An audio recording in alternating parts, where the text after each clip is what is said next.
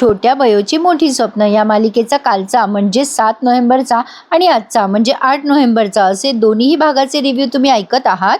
तर कालच्या भागात त्यांनी दाखवलं की गौतमी बयोला खूप प्रेशराईज करत असते की विशालचं कोण गर्लफ्रेंड आहे ते शोधून काढ. आणि आता यांनी सगळ्यांनी एक कॅम्प अरेंज केला एका गावाला आणि तिथे एक भोंदू बाबा आहे, त्याचं सत्य बयो उघडकीला आणणार आहे.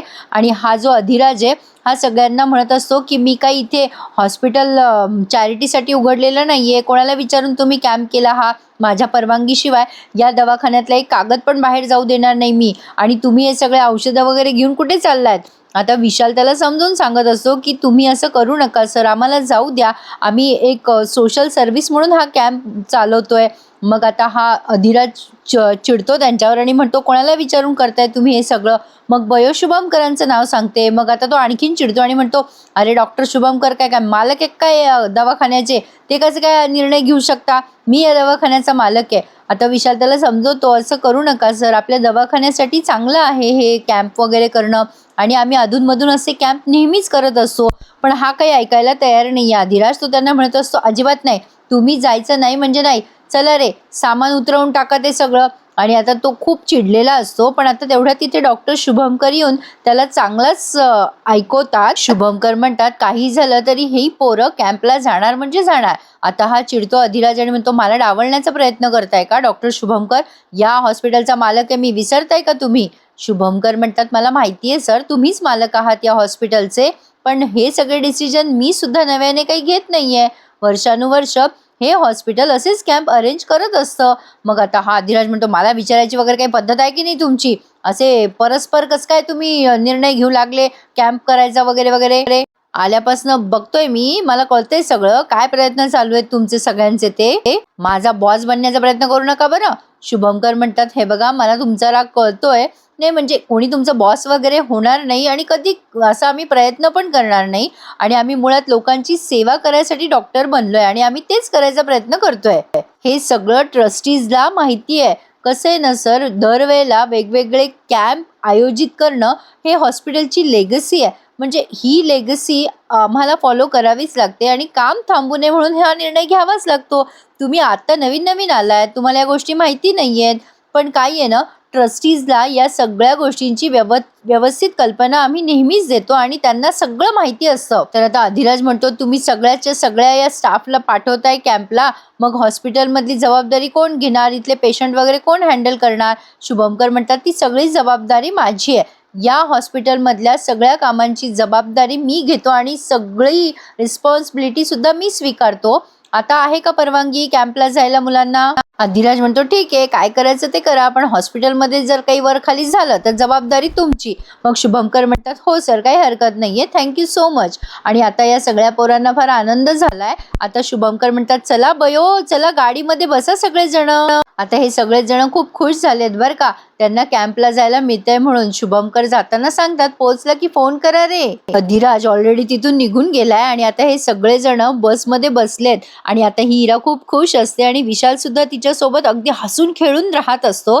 म्हणजे आता विशालला ती इरा म्हणते अरे मी खूप खुश आहे रे विशाल, आपल्या दोघांना एकमेकांसोबत वेळ मिळतोय. विशाल म्हणतो हो अशी संधी कधी कधीच मिळते आयुष्यात. मग आता इरा म्हणते की आता कामात नको बिझी राहूस. बयो या दोघांच्या गप्पा अशा ऐकतीये. आता इरा म्हणते तू माझा हात पकड, माझ्या सोबत सोबत राहा. आता विशाल लाजतो आणि म्हणतो तू पण नाही इरा काय. आता इरा त्याच्या खांद्यावर डोकं वगैरे ठेवते. आता विशाल मस्त अगदी कम्फर्टेबली वावरतोय तिच्यासोबत. आता ही गौतमी फोन करते आणि बयोला अलर्ट करते पुन्हा. काय गये बयो, तुला ते डिव्हाइस मी त्या विशालच्या म्हणजे जवळ लावायला सांगितलं होतं त्याचं काय झालं ग. त्या विशालच्या बॅगमध्ये टाकणार आहेत तो डिव्हाइस. आता बयो म्हणते हो मी टाकतीये बॅगमध्ये डिव्हाइस. आता ही गौतम म्हणते मी सांगितलं तसं करायचं, तुला काय करायचं ते माहितीये, ठेव फोन. असं म्हणून गौतमीने फोन ठेवून दिलाय. आता बघा प्रेक्षकांनो, आता या बयोला आलंय टेन्शन. म्हणजे आता बयो त्या भोंदू बाबाचं सत्य तर बाहेर काढणारच आणि सोबत स्वतःलाही एक्सपोज करणार असं दिसतंय खरी. आता तिने तो डिव्हाइस बाहेर काढलाय विशालच्या बॅगमध्ये टाकायला, पण आता नेमका तो डिव्हाइस तिच्याकडनं खाली पडतो. काहीतरी अशी म्हणजे काहीतरी वस्तू आहे जेणेकरून या विशालचं सगळं रेकॉर्डिंग गौतमीला ऐकू जाईल आणि नेमकी त्याची कोण गर्लफ्रेंड आहे हे गौतमीला कळेल. खरं तर बयोला सगळं माहीत असूनही बयो हे सगळं करतीये ते इरामुळे. असं त्यांनी दाखवलंय. आता मला या मालिकेवर विशेष चर्चा करण्यात काही इंटरेस्ट वाटत नाही प्रेक्षकांनो. असो, तर आता बयो ते डिव्हाइस खाली टाकून म्हणजे खाली पडलेलं उचलत असते. अंकिता म्हणते तिला, "काय गं बयो, काही पडलंय का?" वैभवी म्हणते, "काय गं बयो, काही पडलंय का? देऊ का उचलून?" अंकिता म्हणते, "बयो काय शोधतेस? खरंच देऊ का मी उचलून?" बयो म्हणते, "अगं नाही, नाही, काही नाही, चालू देत तुमचं." अंकिता म्हणते, "आर यू शुअर?" बयो म्हणते, "अगं हो, खरंच काही नाही पडलंय." आता इकडे या अधिराजने लगेच सगळ्यांना स्ट्रिक्ट करून टाकलंय हॉस्पिटलमध्ये. सगळ्या नर्सेसला आणि सगळ्या वॉर्ड बॉय वगैरे सगळ्यांना म्हणतो तो, की कोणीही घरी जायचं नाही आणि माझ्या परवानगीशिवाय कुठेही हलायचं नाही. आता त्यातल्या एक नर्स ताई म्हणतात, "अहो माझ्या मुलाला बरं नाही, मला जावं लागेल घरी." पण आता तो अधिराज म्हणतो, "तुम्ही इथे काय फुकट पगार घेता का? तुम्हाला कळत नाही का? मी सांगितलेलं सगळ्या तुम्हाला रूल्स फॉलो करावे लागतील आणि माझ्या ऑर्डर्स सुद्धा." तेवढ्यात तिथे गौतमी आणि रमाकांत आले आहेत. हा अधिराज खूप चिडलेला असतो. आता रमाकांत गौतमीला म्हणतो, "तुम्हाला या कोटेशनवर सही घ्यायची आहे वहिनी, पण मला नाही वाटत हा सही देईल." आता गौतमी म्हणते, "तो त्या लोकांवर चिडलाय, आपल्याला सही देईल ना तो. आपल्याशी काय संबंध त्याच्या चिडायचा आणि सही द्यायचा." रमाकांत म्हणतो, "बघा बाबा वहिनी, मला नाही वाटत तो तुम्हाला सही देईल." आता गौतमी म्हणते, "दिल हो, थांबा जरा." आता गौतमीचा ओव्हर कॉन्फिडन्स तिला इथे नडलाय. तर झालंय असं की अधिराज आधीच चिडलेला असतो आणि गौतमी जाते आता त्याच्याजवळ. त्या कसल्या तरी तिच्या औषध गोळ्यांचा बिझनेस आहे ना त्या दवाखान्यात. आता त्या कोटेशनवर सही घ्यायला. अधिराजला या हिच्या बिझनेसबद्दल काही सध्या तरी माहिती नाहीये. म्हणजे ही करते बिझनेस एवढंच त्याला माहिती आहे. पण आता तो फाईल हातात घेतो आणि म्हणतो, "काय आहे हे? कसल्या सह्या करायच्या?" तो पेन मागतो खरी रिसेप्शनिस्टकडे, पण तो सह्या नाही करत. तो म्हणतो, "हे सगळे पेपर आहेत ना, ते मला वाचावे लागतील आधी. कसले पेपर आहे, काय आहे ते कळल्याशिवाय मी सही करणार नाहीये. हे नंतर बघू हो तुमच्या सहीचं आपण." असं म्हणून ती फाईल बाजूला ठेवतो तो आणि पोटेला म्हणतो, की "पोटे, ते स्टाफ आहे ना घरी गेला नाही पाहिजे आज. सांगितलेलं माझं सगळं तुम्ही फॉलो केलं पाहिजे." आता पोटे म्हणतो, "हो सर, काही हरकत नाही, मी आहे ना, बघतो मी सगळं व्यवस्थित." आता पोटे म्हणतो पुढे, "सर तुमच्याशी जरा बोलायचं होतं मला, येता का जरा केबिनमध्ये?"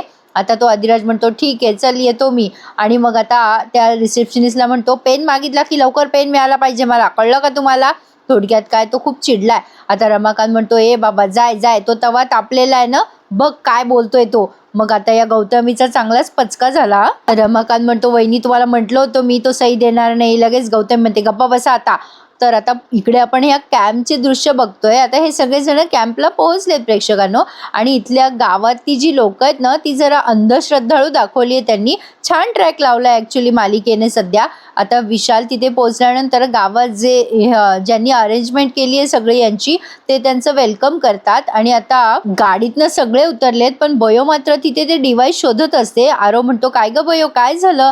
तू उतरतेस ना खाली?" बयो म्हणते, "हो दादा, तू चल ना पुढे, मी उतरते." आरव म्हणतो, "अगं चल ना तू पण पुढे." बयो म्हणते, "अरे तू चल, मी निघतेच आहे तुझ्या मागे लगेच." आता आरव पुढे गेल्यानंतर बयो तो डिव्हाइस शोधते आणि मग खाली उतरते खाली. आता बघा प्रेक्षकांनो, या सगळ्यांची कशी फजिती झाली आहे ते. आता बयो आणि सगळीच टीम त्यांची खाली उतरली आहे गाडीच्या. मग आता ते ज्यांनी अरेंजमेंट केली आहे ते म्हणतात, की "अहो सर, गाववाल्यांनी ना तुम्हाला राहायला जागाच दिली नाही हो." आता सगळ्यांना टेन्शन येतं ना. बयो म्हणते, "असं कसं? अहो आता आता काय करायचं आम्ही?" आता ते म्हणतात, "अहो तुम्हाला आधीच सांगितलं मी, की गावातली लोक तुमचे मेडिकलचे उपचार घ्यायला उत्सुक नाहीये.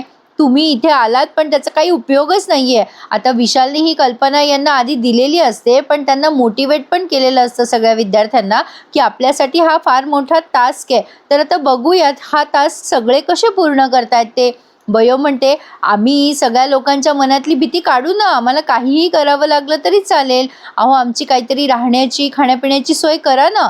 आता ते सांगतात, की "ठीक आहे, इकडे बाजूलाच एक सरकारी जागा आहे, तिथे करतो सोय." आता इरा म्हणते, "नाही नाही, असं कुठेही कशाला राहायचं आपण?"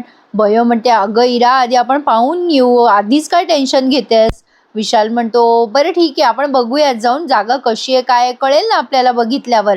आणि रामभाऊ, तुम्ही जरा गाडीतलं सामान काढा बरं. तुम्ही दोघांनीही मदत करा त्यांना. चला आपण पुढे जाऊ." आता हे सगळेजण त्या जागेवर आलेत. आता ती जागा जराशी अशी मोकळी आहे बरं का. आणि ती जागा बघून इरा चिडते आणि म्हणते, "अरे ही अशी कशी जागा आहे? असं मोकळ्यावर उघड्यावर राहायचं का आपण? इथे बेसिक सोयी सुद्धा नाहीयेत." बयो तिला म्हणत असते, "अगं इरा, आपण कॅम्पवर आलोय ना, मग ऍडजस्ट तर करावंच लागेल थोडं थोडं." आता इरा म्हणते, "अरे एवढं कोण ऍडजस्ट करतं बयो? थोडं केलंच असतं ऍडजस्ट, पण हे थोडं आहे का? अगं इकडे राहिलो ना तर इथं वेळ लागेल ग, मला इरिटेट व्हायला लागलंय मला इथेच." आता बयो म्हणते, "अगं तुला डॉक्टर व्हायचंय ना इरा, मग असं का बोलतेस तू? डॉक्टर होणं इतकं सोपं वाटतंय का तुला इरा? अशा परिस्थितीला जो कोणी लढा देतो ना तोच खरा डॉक्टर असतो. अगं आपल्या डोक्यावरती इथे छप्पर तरी आहे. अगं कितीतरी लोक अशी आहेत ज्यांना रस्त्यावर राहावं लागतं ग. त्यांचा विचार केलास का कधी ते कसे राहत असतील? अगं त्यांना तर रोज ऍडजस्ट करावं लागतं. आपल्याला तर फक्त 1.5 दिवसासाठी ऍडजस्ट करायचंय. आता इरा म्हणते अगं पण बयो, आता बयो म्हणते इरा समाजसेवा करायची म्हणल्यावर हे ऍडजस्टमेंट आपल्याला करावंच लागणार आहे. येणाऱ्या संकटांना आपल्याला सामोरं जावंच लागेल. विशाल म्हणतो हो मला तेच म्हणायचंय. आणि काय ना इरा आणि सगळेच जण आपण ज्या कामासाठी आलोय ते काम करूयात. इथली माणसं मेडिकलची हेल्प घेण्यासाठी का तयार नाही त्याचं कारण जाणून घेऊ. आणि इरा तू असं का बोलतेस, ऍडजस्ट का करू शकत नाही असा विचार कर. आपला सगळा ग्रुप इथे आपण मजा करू, चिल करू, किती छान वाटेल तुला. अंकिता म्हणते इराला अगं इरा आपण खूप मजा करू, किती छान वाटेल आपण सगळेजण एकत्र आहोत. आता ही इरा तयार होते आणि म्हणते ठीक आहे विशाल तुझ्यासाठी मी काही ऍडजस्ट करायला तयार आहे. तू जिकडे तिकडे मी.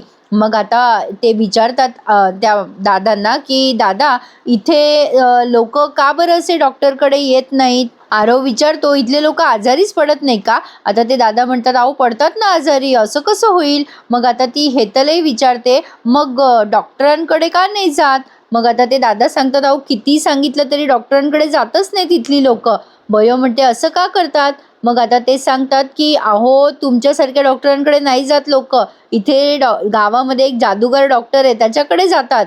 आता ही इरा म्हणते काय जादूगार डॉक्टर? सगळेच जण त्याचं नाव उच्चारतात. जादूगार डॉक्टर, अरे हे कोण आहे? मग आता ते सांगतात की जादूगर डॉक्टर बाबा. अहो गावातली लोक त्या बाबाला डॉक्टर आहेत ना ते म्हणजे अगदी देवासारखं मानतात त्यांना. म्हणजे पाठदुखी कंबरदुखी सगळं बरं करतात ते. आणि बरं नाही वाटलं तर ऑपरेशन सुद्धा करतात ते. म्हणजे हा जो बाबा आहे ना प्रेक्षकांना तो ऍक्च्युली डॉक्टर नाहीये बहुतेक, पण आता बघूया पुढे काय स्टोरी बघायला मिळते आपल्याला. मग आता हेतल विचारते तो हे सगळे ऑपरेशन कुठे करतो, त्याचं ओपीडी आहे का? मग आता हा म्हणतो माणूस की अहो कसली ओपीडी कसलं काय, त्याच्या दरबारात ऑपरेशन करतो तो आणि तेही पेशंटला हात न लावता.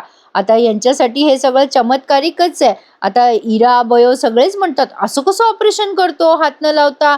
मग आता तो माणूस त्यांना डिटेल एक्सप्लेन करतो जे आपल्याला ऐकवलेलं नाहीये आणि या सगळ्यांना ते म्हणजे ऐकवलेलं आहे. आता प्रेक्षकांनो हे एक फार मोठं गूढ आहे पण हे अंधश्रद्धेचं प्रकरण आहे हे मात्र नक्की आहे.